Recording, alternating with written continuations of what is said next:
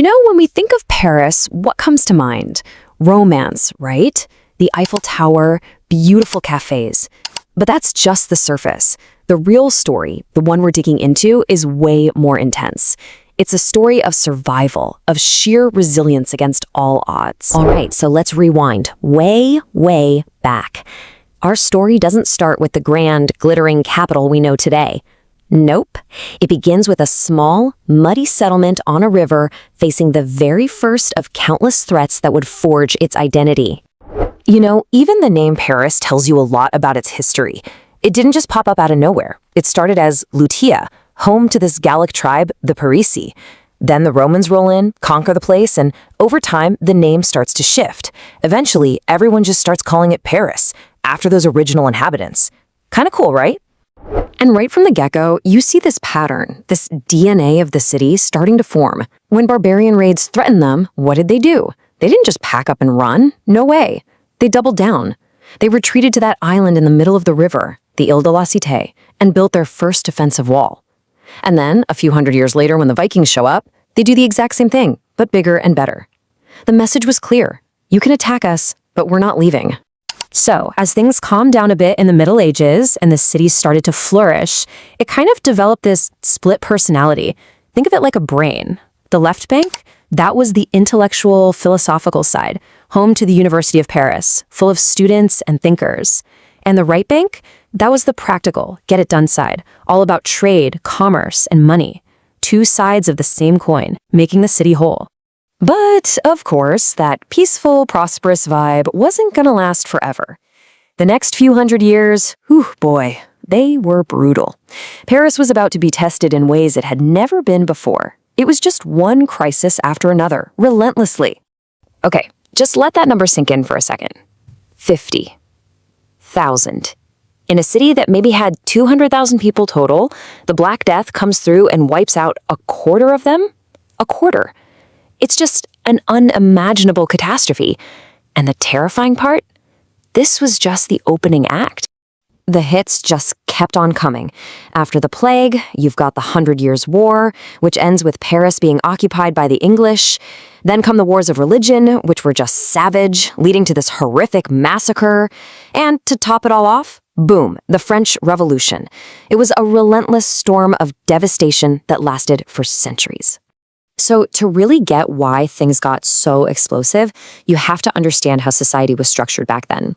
It was this super rigid pyramid, right? At the very, very top, you have the royals and the high-up church guys, a tiny fraction of people. Below them, you've got your merchants and skilled craftsmen, and then, at the bottom, is basically everyone else. The poor, the laborers. It was a pressure cooker of inequality, and you just knew that sooner or later, that lid was gonna blow. This is so telling. It really tells you everything you need to know about the vibe in Paris. Even the king, Louis XIV, the Sun King, was scared of his own capital city. After some Parisian nobles tried to push back against him, he was basically like, you know what? I'm out. He literally packed up the entire government and royal court and moved it out to Versailles. He wanted nothing to do with that rebellious, unpredictable energy.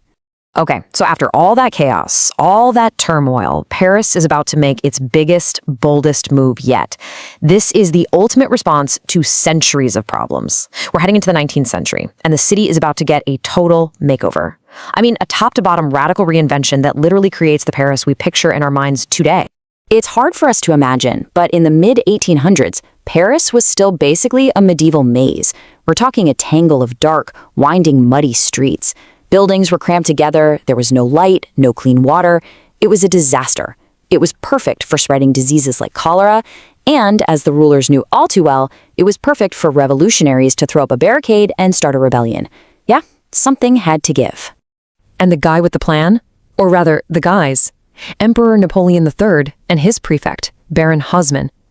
And their plan was, well, it was audacious. It was a three-step process. First, annex. They blew up the city's boundaries to create the 20 districts, the arrondissements, we still have. Second, carve.